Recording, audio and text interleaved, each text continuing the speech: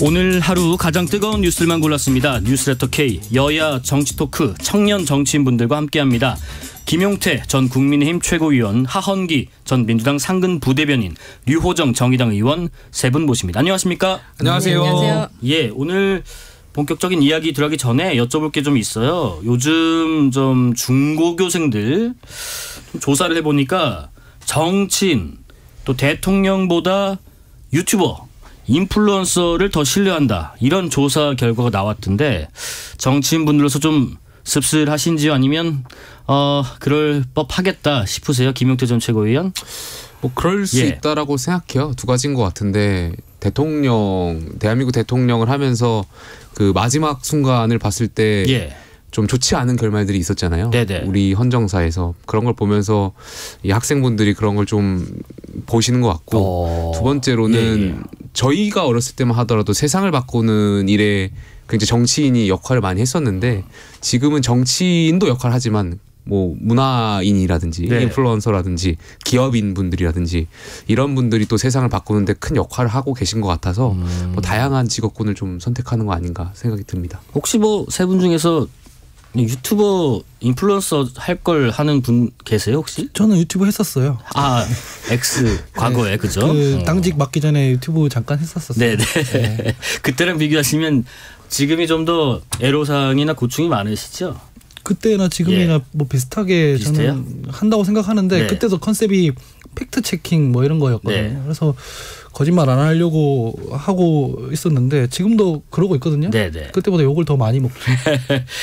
신뢰를 인플루언서들이 더 많이 받는 건 타당합니다. 정치인들이 이런 방송에 나와서 사실을 말 안 하고 진영 논리에 따라 거짓말을 하고 뱉어놓은 약속을 안 지키는데 거기에 대한 설명도 없고 뭐 여야 할 것 없이 실제로 보면 염치가 없기도 하고 그런 모습 보면은 신뢰할 수가 없죠.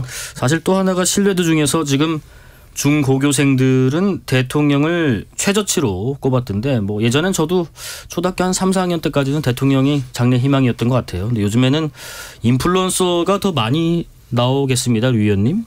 뭐 여러모로 그렇겠죠. 사실 정치권에 있는 저를 비롯해서 정치권에 있는 모두가 반성을 해야 하는 거고 뭐 공공기관 신뢰도 조사하면 늘상 이제 국회가 꼴찌를 했었잖아요. 그 연장선에 있는 것 같고요. 생각해보면 그 구독자와 그 인플루언서들은 서로 소통하고 재밌게 놀고 또 서로 이해받고 공감받고 그러잖아요. 그러니까 어떻게 보면 정치가 해주지 못하는 걸 인플루언서가 하고 있는 거거든요. 김용태 전 최고 말씀하신 것처럼 세상을 바꾸는데 긍정적인 기여를 하기도 하고요. 그래서 아마 이런 일이 일어나지 않았나 싶습니다. 뒤에 짧게 여쭤보겠지만은 7865님께서 류호정 의원님 정의당 의원 이제 아니지 않나요 하시네요. 제가 목금 중에 이제 탈당을 할 예정입니다. 지금 서류 작업을 계속하고 있고요. 오늘 여기 오기 전에도 그 의원실에 있는 머그컵 제가 포장하다가 왔거든요. 사실 제가 탈당 선언을 일단 먼저 하고 그 어떤 행정 절차에 들어가서 조금 걸리는 시간이 정말 물리적으로 걸리는 게 있고 당과는 그 탈당 기자회견 하던 날에 이제 말씀 미리 드렸고 승계자도 이제 조율을 하고 있고 그날 기자님들께도 백브리핑에서 이 탈당 시점 말씀을 드렸었어요. 근데 조금 혼선이 있는 것 같습니다. 죄송합니다. 아니 뭐 뒤에 여쭤보려고 했었는데 아직 뭐 탈당계를 안 냈다 이런 보도도 일부 있던데 그게 안 냈다는 건 아니고 사실은 아직까지 정리할 작업이 많아서 못 내신 건가요? 어떻게 되는 건가요? 네, 지금 못 낸 거에 가깝고요. 오늘도 계속 지금 행정 절차를 밟고 있고 그리고 사실 기자회견 하던 날에 탈당 시점도 함께 말씀을 드렸었거든요. 그래서 안 냈다 하는 건 조금 왜곡된 사실인 것 같습니다. 이번 달 말쯤에까지는 탈당계를 제출을 하시는 승계 시한이 29일인 걸로 아는데 제가 목요일이면 25일이죠. 목금 중에 아마 내게 될 겁니다. 그래서 아직까지는 류호정 정의당 의원으로 소개를 좀 드렸습니다. 자, 어젯밤에 충남 서천군에 있는 서천 특화시장에서 아주 큰 불이 나서 걱정하신 분들 꽤 많으셨을 겁니다. 정말 다행히도 인명피해는 발생하지 않았지만은 한 300곳 가까운 점포 대부분이 지금 전소가 됐다고 하고요. 정부가 화재 관련 긴급 대책 회의도 열었고 또 여야 모두 총력 하자 이런 목소리도 냈고요. 그간의 정치권에서 여러 가지 갈등들이 좀 많았는데 이런 상황에서는 뭐 여야 할 것 없이 또 정치권 내외할 것 없이 한 목소리로 대응 방안 고심하고 내는 게 바람직하겠죠, 김채구 의원님? 예, 뭐 정치를 하는 이유 중에 뭐 먹고 사는 문제, 죽고 사는 문제, 민생 문제가 가장 중요하다라고 보여지고요. 네. 여기에 있어서는 진영 논리가 뭐 작용하는 것이 아니니까요. 또 우리 국민의 안전 그리고 또 국민의 재산권 이런 것을 보호하기 위해서 국가가 존재하는 것이고 네. 여야 모두 다 여기에 대해서 좀 지원을 하는 데 있어서 합의를 하고 또 충분하게 적극적으로 지원이 됐으면 좋겠습니다. 네, 뭐 특별 재난구역, 재난지역 선포 가능 여부도 즉시 검토를 하자고 윤 대통령이 지시를 했으니까 좀 잘 이루어져서 명절 대목 준비로 좀 많이들 어려우셨을 텐데 시리가 더 크지 않도록 노력해주면 좋겠습니다. 한동훈 국민의힘 비대위원장은 오전 일정을 취소를 하고 바로 이 충남 서천 화재 현장을 방문을 했던데 나중에 보니까 윤 대통령께서도 비슷한 시간에 서천 특화시장을 찾는다고 했고 결국에는 한 프레임에 잡혔더라고요. 윤 대통령과 한동훈 위원장 함께 현장 점검도 하고 또 좀 만나면서 이제 뭐 고개 숙여 인사하니까 뭐 악수하면서 어깨를 툭 치는 모습도 좀 보였고요. 이렇게 인사하고 악수 어깨 좀 이렇게 툭 치면서 네. 친근감을 내비친 걸까요, 하은기 부대변인? 네, 행사장에서 만났으니까 그 정도는 당연히 뭐 했다고 생각하는데 네네.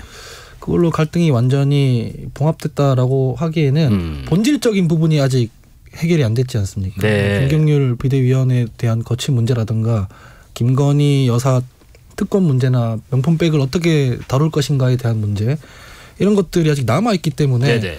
상황을 좀 더 봐야 될 것 같고요. 특히 제가 알기로 뭐 대통령께서 신년 기자회견을 안 하는 방향으로 지금 가닥을 잡는다는 보도들이 많이 있습니다. 예. 뭐 특정 방송사 하나랑 뭐 대담 형식으로 한다 이렇게 돼 있는데, 근데 한동훈 위원장 같은 경우에는 또 뭐 한 달 기자회견이나 취임 한 달 기자회견이나 이런 것들 준비하고 있을 수도 있지 않습니까?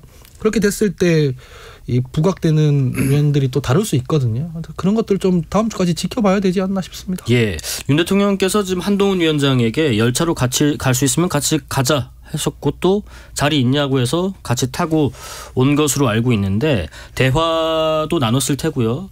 서울역에 내려서는 그런 얘기도 했습니다. 기자들이 이제 두 분이 만나신 걸로 아는데 갈등이 좀 봉합됐느냐 하니까 한동훈 비대위원장이 대통령에 대해서 깊은 존중과 신뢰의 마음을 가지고 있다. 그게 변함은 전혀 없다라는 얘기도 했습니다. 뭐 속 깊은 대화 또 허심탄회한 대화하면서 갈등의 고리도 좀 풀자 뭐 이런 얘기도 오갔을까요, 류 의원님? 뭐 큰 얘기 나눴겠습니까? 예. 하지만 저희가 한 몸이라고 말할 정도로 가족이라고 말할 정도로 네네. 가까운 사이로 평가를 했었잖아요. 네. 그래서 사실 저는 이 논란이 처음 생겼을 때 뭐 짜고 치는 거 아니야? 저도 이런 생각을 했었거든요. 왜냐하면 당정 관계가 수직적이고 대통령의 말을 당이 거스르지 못하고 네. 그런 상태로 치르는 총선이기 때문에 뭐 당에 지적받는 문제들 해결할 수 있겠냐 했는데 지금 한동훈 비대위원장이 반대하는 목소리를 냈고 그걸로 파열음이 생긴 거잖아요. 예, 예. 그래서 저는 처음에 별로 이렇게 믿어지지 않았는데 이제 점점 사실로 밝혀진 거였고요. 뭐 갈등이 당장 봉합은 되겠지만 네. 그 갈등이 실제 했던 거라면 빠르게 해소되지는 않을 거라고 봅니다. 뭐 잠깐 지하철에서 얘기한 걸로 감정적으로 상한 게 그렇게 쉽게 해결될 것 같지는 않습니다. 김용태 전 최고위원 의견은 어떻습니까? 오늘 이렇게 현장에서 만나고 같이 또 대화를 나누고 내려서 기자들에게 이렇게 답변을 한 걸 보면요. 뭐 갈등이 예. 있었던 것도 사실인 것 같고요. 근데 갈등이 있었다고 하더라도 지금 어쨌든 국가적으로 국민들께 굉장히 큰 일이 발생했던 것이고 그럼 여기에 대해서는 그 갈등을 잠시 내려놓고 당연히 대통령과 여당의 비대위원장이 현장에 가서 네. 민생 문제 챙기는 건 당연한 것이고요.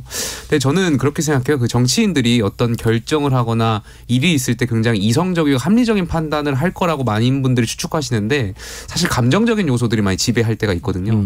특히 이 정치도 사람이 하는 것이고 감정의 영역이기 때문에 분명히 이 과정에서 언론을 통해서 확대 재생산되는 부분들도 있었을 것이고 특정인들을 통해 가지고 말들이 전달하는 그 과정에서 대통령은 대통령대로 또 한동훈 비대위원장은 비대위원장대로 감정이 분명히 여기에 대해서 상한 부분도 있었을 겁니다. 그런데 네. 어쨌든 만나서 이 부분에 대해서 이야기를 하면 그 감정적인 부분이 또 풀어질 수 있는 부분들이 있을 테니까요. 저는 자주 만나는 건 당정 간에 자주 만나는 일은 어쨌든 긍정적으로 전 평가합니다. 그 부분은 어떻게 생각하세요? 지금 이철규 의원, 윤석열 대통령과 좀 가깝다고 평가받는 의원께서 저희 KBS 아침 라디오에 나오셔서 이런 얘기를 하셨어요. 소통하는 과정에서 오해가 있었던 것 같다면서 오해는 금방 풀리고 잘 수습되고 봉합될 거다라고 했는데 김 최고위원님, 오해라면 어떤 오해고 어떻게 잘 수습을 할 수 있을지요? 여기에 대해서 이제 공천 문제, 시스템 공천이 우려된다라는 대통령실의 의견들이 있었던 것 같은데 네네. 많은 국민들께서 보시기에 시스템 공천은 표면적인 이유라고 보시는 것 같고요.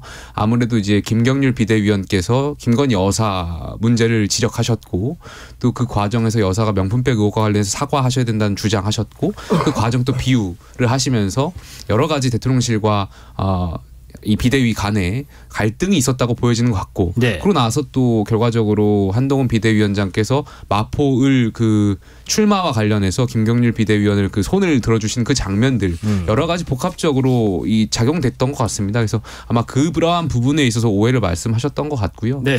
저는 뭐 비대위가 지금 우리가 총선을 이기기 위해서 많은 국민들의 상식적인 이야기들을 전했다라고 생각해요. 그래서 여기에 대해서도 당과 대통령실 우리가 총선을 이기기 위해서 국민의 목소리를 어떻게 반영해야 될지 우리의 당면 과제가 무엇인지 그 틀 안에서 좀 고민했으면 좋겠습니다. 두 분께 좀 여쭤볼게요. 그러면 이번 당정 갈등의 원인 내지는 뭐 오해라고 표현되는 이 부분이 김경률 비대위원에 대한 사천입니까? 아니면은 김건희 여사 명품백 의혹과 관련된 어떤 문제 제기에 대해서인지 궁금하네요. 이 사례가 김경률 비대위원 한 건이라면 사천 얘기를 할 수 있는데 지금 첫 번째 사례가 아니거든요. 수원에 김용남 전 의원이 있는데 박문규 장관 가서 무슨 마치 박문규 장관이 바로 공천될 것처럼 하는 그 분위기에 김용남 전 의원이 불만 가진 적이 있어요. 네. 제가 김용남 전 의원 바로 앞에서 이 얘기를 했는데 특별히 부정하지 않으시더라고요. 마찬가지로 인천에서 보면은 거기도 뻔히 당협위원장이 있는데 원희룡 장관이 뭐 지금 이재명 대표랑 매치업 시킨다 이런 얘기를 막 하고 그랬잖아요. 네네.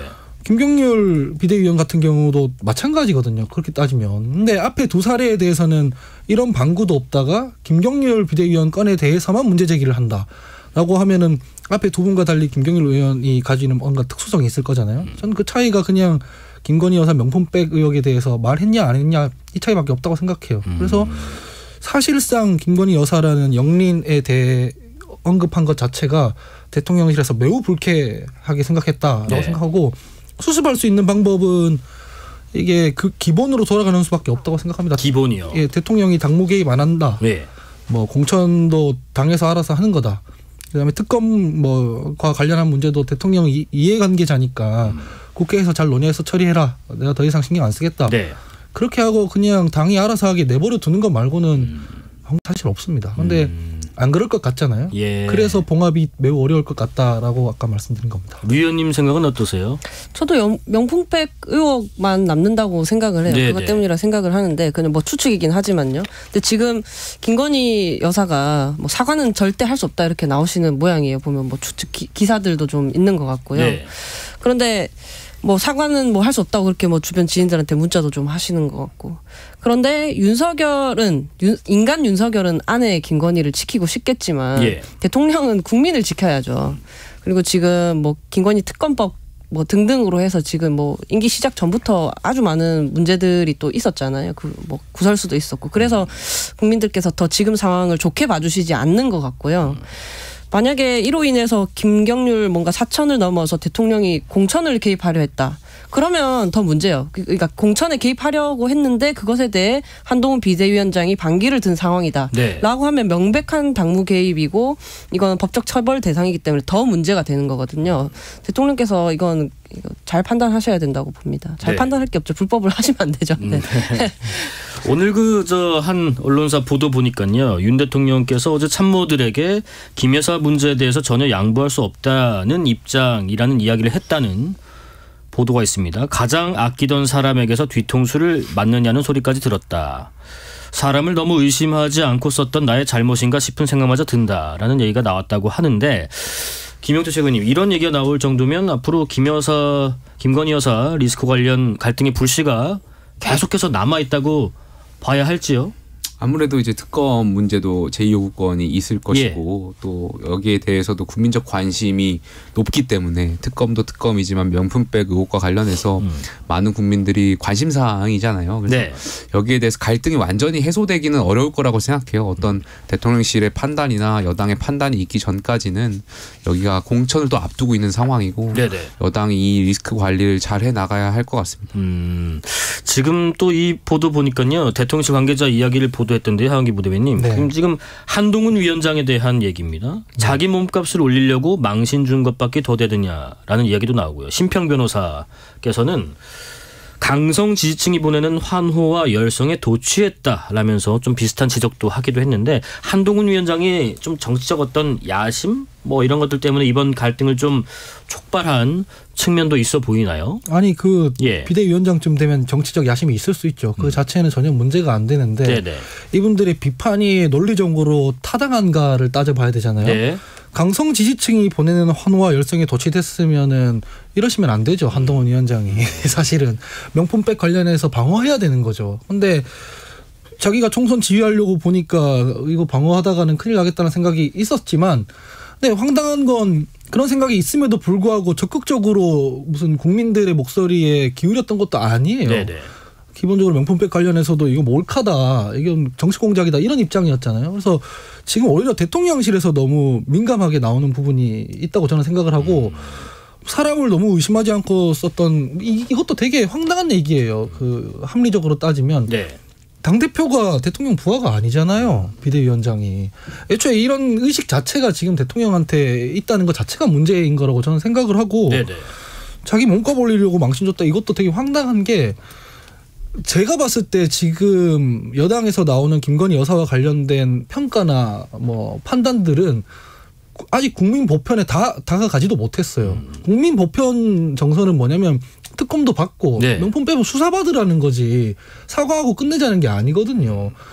어차피 변죽 올리고 있었던 건데 그 변죽조차도 지금 마음에 안 들어서 이런 갈등이 불거지는 것 자체가 좀 심각한 국민과 인식에 괴리가 있다, 이렇게 생각을 합니다. 위원님, 이런 부분 어떻게 보십니까? 지금 한동훈 위원장에 대한 이런 대통령실의 또 대통령의 우려 또 지적 이런 것들이 나오다 보니까 한동훈 위원장이 비상대책위원장직을 계속해서 유지할 수 있을 것인가 하는 물음표도 일부 있습니다.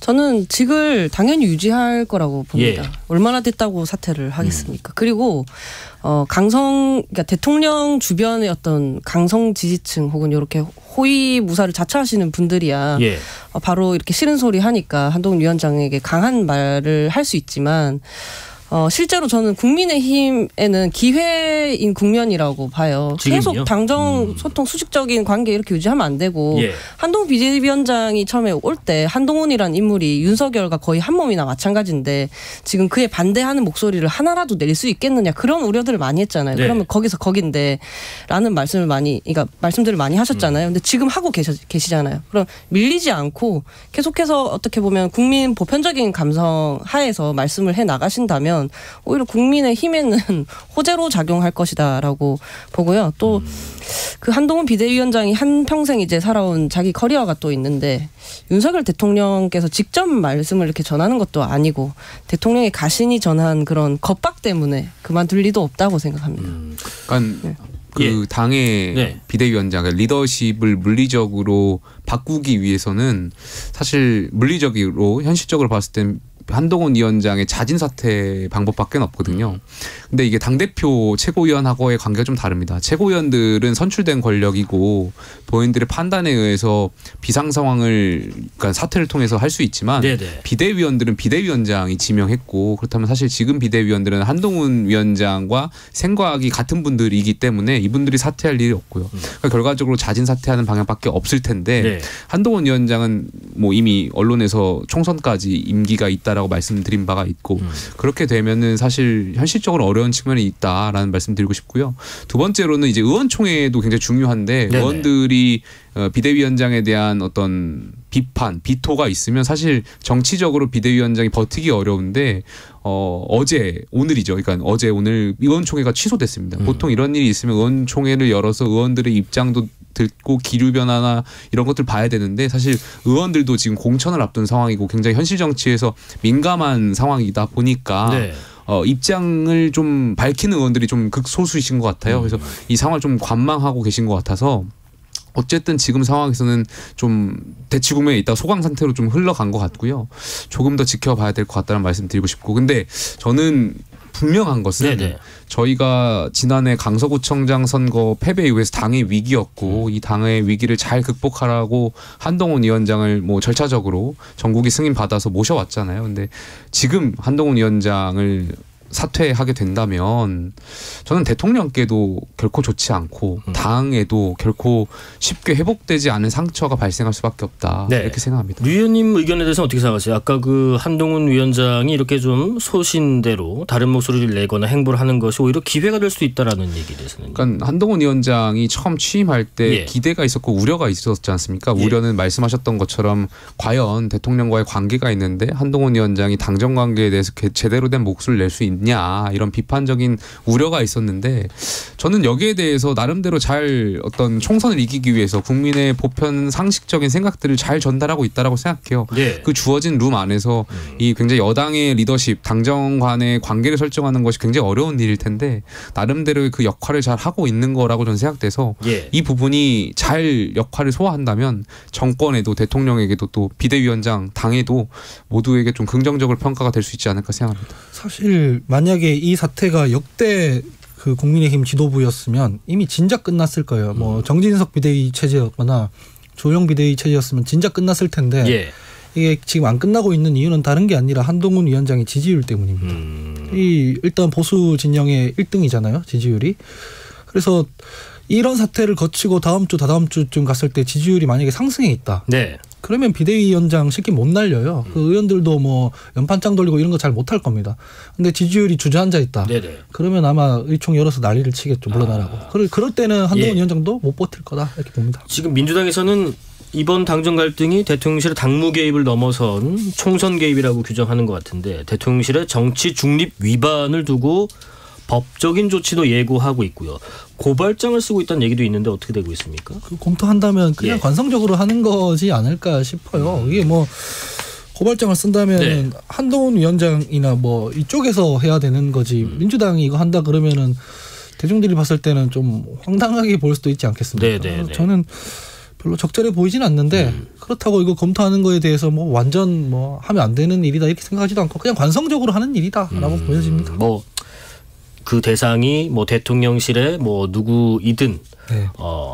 간에 관성적으로 왜냐하면 예. 이게 지금 우리가 원래 주말 보도에 따르면 대통령실 고위 관계자가 뭐 한동훈 위원장한테 찾아갔다 이렇게만 알고 있었는데 아마도 한동훈 위원장이 그게 대통령 비서실장이라고 밝혀버렸잖아요. 근데 그렇게 되면 실제로 이게 직권 남용에 해당할지 따져봐야 되거든요. 예전에 네. 박근혜 대통령도 공천 개입했다가 직권 남용으로 유죄가 난 사례가 있기 때문에 민주당에서도 공당이니까 한번 따져보자라고 생각하는 것 같아요. 근데 이게 정치적으로 사람들이 봤을 때 어떻게 보일지는 또 별도로 따져봐야 되는 거죠. 지금 이번 갈등하고 좀 무관치 않아 보이는 김경률 비대위원 같은 경우는 그러면 어떻게 해야 될 것인가. 김 비대위원은 거친 언행이 여러모로 불편을 드렸다 하면서 사과를 했지만은 뭐 딱히 거취에 대해서는 별다른 입장이 없습니다. 류 의원님 어떻게 생각하세요? 김경률 비대위원도 예. 좀 여러모로 생각이 좀 많아지셨을 것 같아요. 왜냐하면 뭐 국민이 그러니까 원래도 뭐 조금은 느끼고 계셨겠지만 이제 더 확실히 아셨을 것 같아요. 국민의힘이 왜 이 지경이 됐는가. 민주당을 너무 좀 미워하셨잖아요. 네. 그래서 오히려 이제 국민의힘의 잘못은 상대적으로 보이지 않으셨을 수도 있겠다. 그간에는. 그러니까 비대위원까지 하신 거 아니겠어요? 네네. 근데 오히려 그 마포 출마라는 건 사실 어떻게 보면 국민의힘 입장에서 좀 험지 출마일 수 있는 거 아닌가요? 그래서 이분이 또 너무 욕심을 부리는 건 아닐 거다라고 저는 생각을 했었거든요.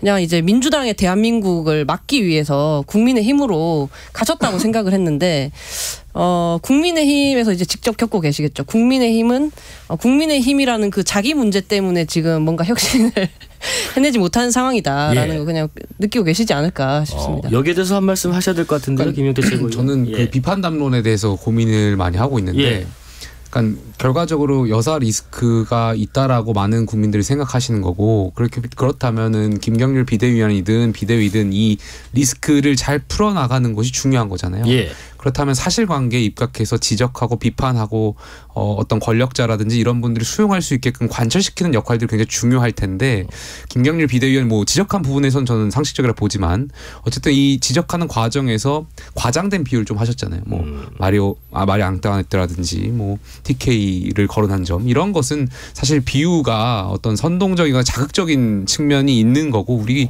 최근의 정치 상황을 봤을 때 이 비유를 쓰면서 오히려 갈등을 더 유발시켰던 사건들이 여당에서 많았었잖아요. 그래서 이러한 부분에 있어서는 김경률 비대위원은 물론 사과하셨지만 여기에 대해서는 좀 저희가 다시 한번 생각해 볼 필요가 있지 않나 생각합니다. 근데 지금 뭐 사천 논란 하는데 지금 한동훈 위원장이 김경률 비대위원의 출마를 발표하기 전에 윤재욱 원내대표랄지 뭐 이철규 인재영입위원장이랄지 이런 분들하고 사전 논의를 했다고 한다면은 크게 문제 안 되는 건 아닌가 하는 생각도 듭니다. 이게 왜 문제냐면 어차피 그 한동훈 위원장이 누구를 띄워주든 말든 경선은 시스템대로 돌아가지 않겠습니까?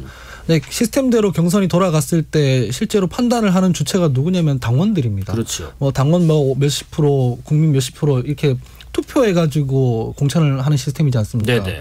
근데 그렇게 경선이 돌아가는 와중에 당의 비대위원장에 해당하는 사람이 그리고 윤석열 대통령의 2인자라고 평가받는 사람이 손을 딱 들어주고 버리면 어떻게 되냐면 거기 투표를 하는 주체가 우리 후보들 중에서는 저 사람한테 윤심이 있구나. 한동훈 비대위원장의 마음이 있구나. 네. 그래서 이 공정한 경쟁 자체가 왜곡되는 효과가 있는 거거든요. 사천이라는 게 뭐 누구 다 공작해서 날려버리고 그 사람을 공천한다는 얘기가 아니라 애초에 그 시스템 경선 자체가 의미 없게 만드는 것에 대한 비판이거든요. 네. 거기 그런 상황인데 그걸 가지고 윤재욱 원내대표랑 이철규 위원장이랑 상의했다라고 대답을 하는 건 동문서답인 거예요, 사실은. 그냥 그런 행위를 하면 안 되는 거거든요. 네네. 내가 잘 몰랐다. 앞으로 이런 오해가 생기지 않도록 하겠다라고 말하면 될 텐데 쓸데없는 방어를 하고 있다고 봅니다. 네. 위원님 그 이번 어떤 당정 갈등이라고 할까요? 여기에 좀 관계 있는 분들 중에서 한 분만 콕 집어서 이렇게 하시면 좋겠습니다. 이렇게 한번 해보세요라고 조언하신다면 누구에게 무슨 얘기를 하고 계세요? 뭐 정치인 류호정이 아니라 뭐 시민 한 사람으로서 한동훈 비대위원장님한테 말씀을 드려야겠죠. 네네. 왜냐하면 대통령님을 좀 변하게 해달라. 그러면은 이제 고양이 목에 방울을 달 사람이 한동훈 비대위원장뿐이다. 네네. 그렇게 생각합니다. 아마 대안이 없기 때문에 저는 지금 국민의힘 의원님들도 별다른 말씀 없으실 거라고 생각하거든요. 아하. 그 고양이 목에 방울 다는 게 제일 중요한데 그 역할은 지금 현재로서는 한동훈 비대위원장만 가능한 것으로 보입니다. 그러면 질문을 약간 바꿔서 김영태 전 최고위원 그 갈등을 좀 봉합하기 위해서 이분에게 이렇게 좀 조언하고 싶다. 이렇게 하시면 좀 좋게 마무리가 되지 않겠습니까? 라고 하신다면요? 지금 정치 상황에서 상수는 딱 한 분이잖아요. 모든 게 다 바뀔 수 있다고 봐요. 총선 앞두고 나서. 결국에 근데 대통령이 바뀔 수는 없는 거잖아요. 네. 대통령이 상수시고. 여사도 마찬가지고요.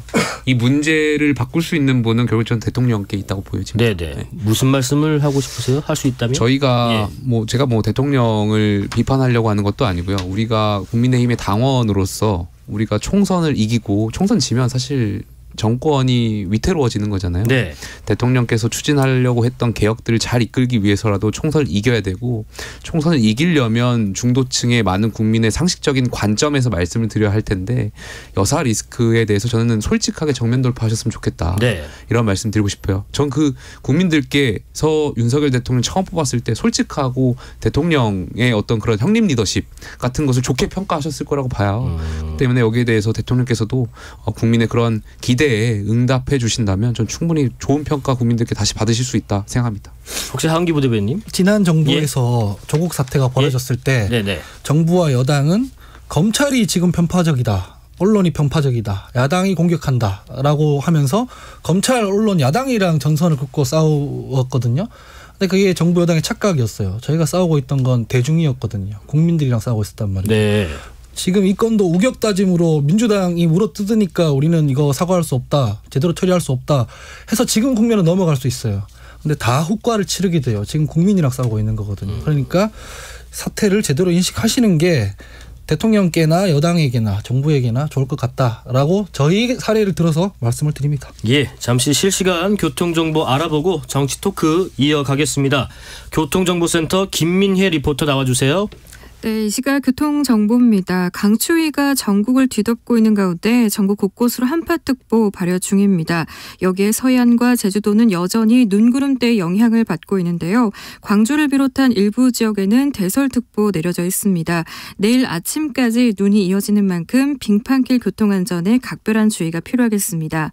고속도로는 전 시간대보다 이동량 조금 늘었는데요. 우선 서해안고속도로 서울 쪽으로 발안에서 8탄 분기점까지 10km 정체 이어지고 있고요. 매송휴게소에서 용담 터널 사이로도 막힙니다. 또 이후 일찍 분기점에서 금천까지도 주춤하고요. 경부고속도로 서울 쪽으로는 목천에서 천안까지 15km 가다서다를 반복하고 있습니다.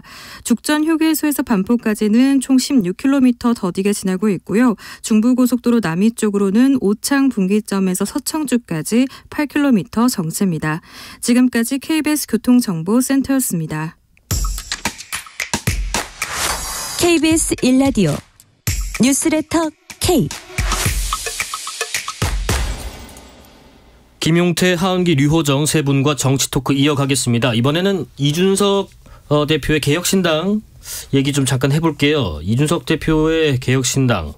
이준석 대표가 윤석열 대통령 또 한동훈 비대위원장 간의 충돌이 이렇게 약속대로이다. 내가 이렇게 손을 뻗으면 네가 이렇게 치고 그다음에 발을 이렇게 차면 내가 피하고 이런 주장도 하는데 그런 가능성이 있다고 보시는지요?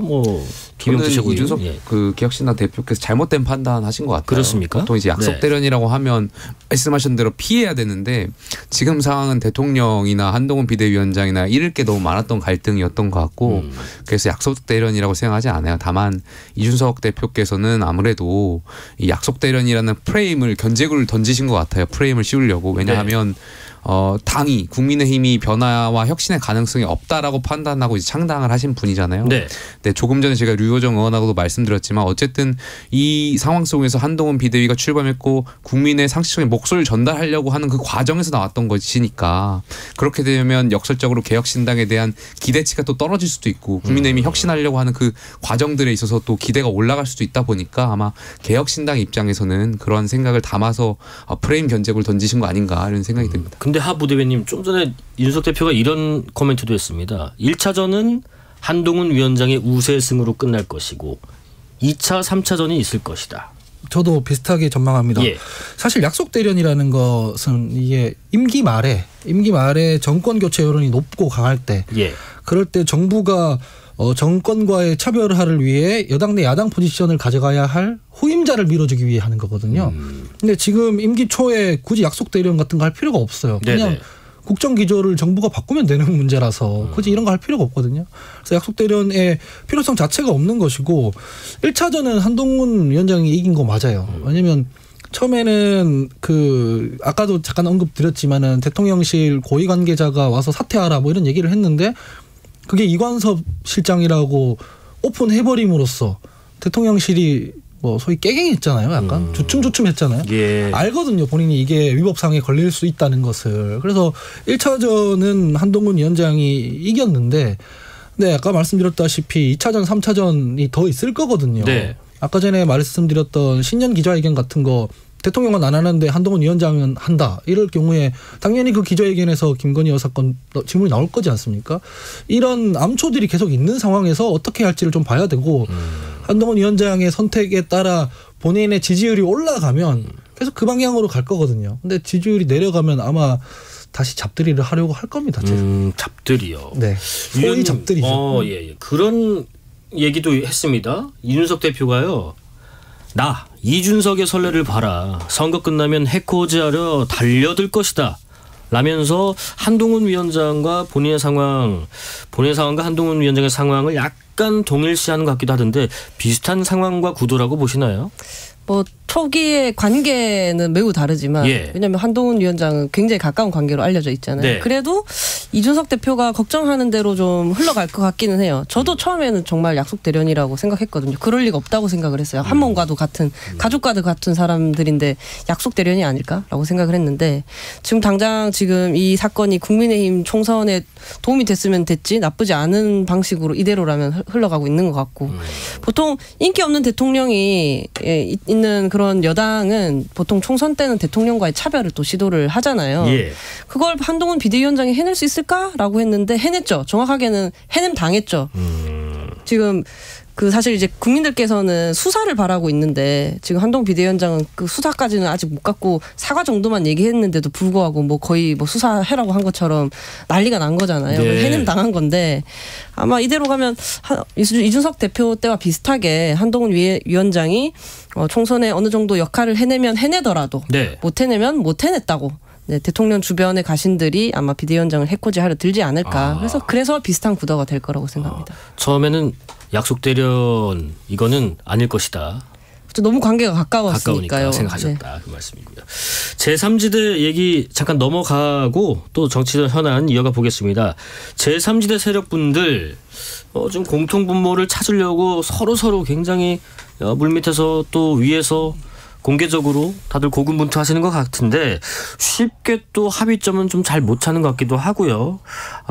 세 분이 보시기에는 제3지대에 계신 분들 중에 이런 표현을 뭐 들어서 좀 어떨지 모르겠습니다만 최대 빌런은 누군가, 누구 때문에 이렇게 통합에 가로막혀 있는 것인가, 혹은 이게 좀 어려운 것인가.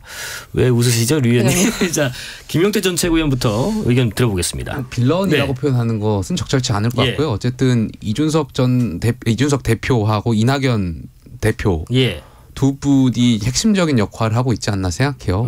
그러니까 진영이 다르셨고 또 진영이 다르다라는 것은 지지자들의 색깔과 지지자들이 갖고 있는 그런 생각들이 달랐던 건데 네.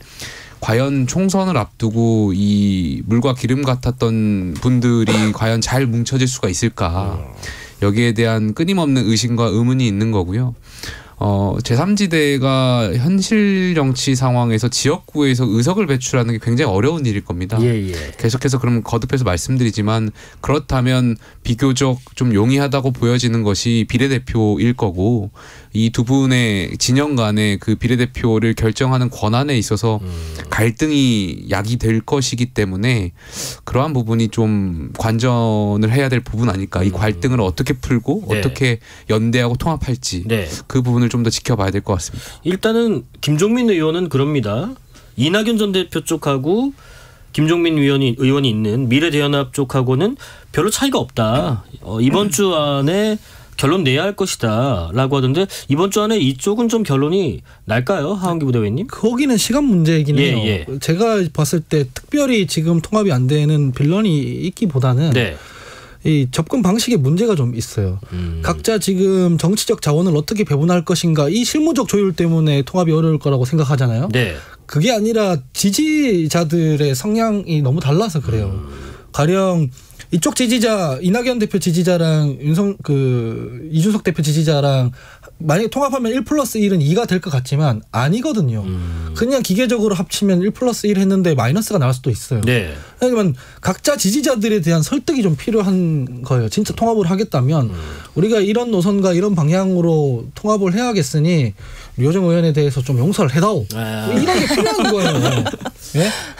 그 지지자들은 이준석 대표 지지자들은 류호정 의원 오면은 우리는 너 지지 못한다라고 하고 있단 말이에요. 지금 분위기가 마찬가지겠죠. 류호정 의원 지지하는 사람들이 어떻게 이준석 대표랑 같이 정치하냐 이러고 있을 거잖아요. 근데 뭐 때문에 안 된다라고 있는 이 상황에서 뭘 제거하려고 들면 통합 못하는 겁니다. 그러면 자강해야 되는 거거든요. 지지자들한테 내가 저 사람들이랑 합당해야 되는 명분에 대해서 논리적이고 합리적으로 설득을 해내는 과정이 필요한 것이고 그게 정치력이거든요. 근데 지금 제3지대에 있는 주체들이 누구도 그걸 안 해요. 상대에 대해서 조건만 걸고 있어요. 뭐 이낙연 대표 쪽에서는 양도구육한 것에 대해서 이준석 대표가 사과해야 된다 이런 식으로 얘기를 하는 것이고 이준석 대표도 상대에 대해서 뭔가 조건을 얘기하잖아요. 그렇게 하면 통합이 사실 안 됩니다. 그래서 지금 지지자들 사이에서 뭐 드릉드릉 한다는데요. 류 의원님 지금 의원님께서 그러셨더라고요. 설 이전에는 어떤 형태로든 통합의 시작이 이루어질 것이다 라고 다른 방송에서 말씀을 하셨던데 특히나 이게 한 번에 되는 게 아니라 뭐 단계별로 통합이 진행될까 이 단계별이 뭐 여기랑 뭐 다음에 이렇게 한다는 건가요? 그렇다면은 뭐 어디랑 가장 먼저 통합을 하게 되고 그 다음 단계는 어디고? 아니 제가 뭐 어떤 특정 방식을 예측해서 말씀드린 건 아니고요. 뭐 원샷이든 뭐 단계별이든 통합의 시작은 설 전에 이루어져야 된다. 제가 표현하기로 일단 그릇에 플레이팅을 일단 다 하고 비비는 건 설 끝나고 나서 된다 이렇게 말씀을 드렸던 것 같은데 이제는 뭐 이제 문 안에만 있지는 않고요. 다들 바깥으로 나와서 적극적으로 소통들을 하고 계시고요. 새로운 선택 같은 경우는 중재자 역할을 좀 하고 있는 것 같고 대표님들 간에 이렇게 얘기를 나누고 있거든요. 쉽게 합의점에 이르지 못하는 것도 아니에요. 사실 언론에 알려진 것과 달리 굉장히 자주 많이 만나고 있습니다. 그런데 이제 언론에 다 말씀을 드릴 수가 없어서 이제 조금 늦춰지고 있는 것 같은데 그래도 설 전에 어떤 소식들을 전해드릴 수 있을 거라고 저는 생각을 하고 있고요. 또 다른 곳은 이제 막 창당을 완료한 시점이잖아요. 그래서 한 당으로 모이는 건 좀 시간이 걸릴 수밖에 없고 늦는다기보단 순서대로 가고 있다고 생각합니다. 저도 언론에 안 알려진 많은 것들을 알고 있는데 언론에 안 알려진 많은 것들로 미쳐보면 저래가지고 통합할 수 있겠냐라는 생각이 더 많이 들거든요. 그래서 아까 전에 말씀했던 것은 다 함축적으로 말씀드린 거라 너무 지금 기계적인 통합에 매몰되어 있는 경향이 있습니다. 그래서 근본으로 돌아갈 필요가 있습니다.